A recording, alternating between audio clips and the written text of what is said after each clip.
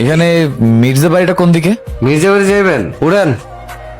এই মির্জাবাড়ি হইতেছে এলাকার সবচেয়ে প্রভাবশালী পরিবার, আর এই পরিবারের সবচেয়ে খাস লোক হইছে আমি। আচ্ছা ভাই, আপনি যে মির্জাবাড়ি যাবেন, মির্জা আপনার কি হয়?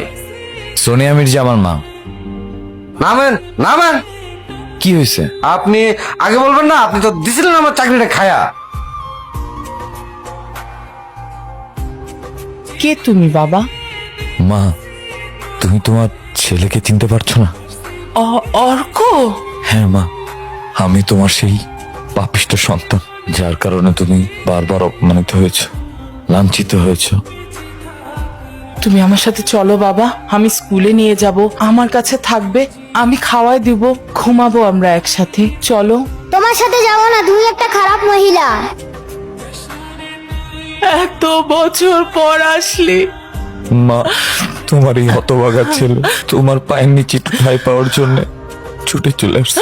তুমি আমাকে ফিরিয়ে দিও না মা, ফিরিয়ে দিও না। আমার ছেলেটাকে দেখি। আমাকে তুমি মাফ করে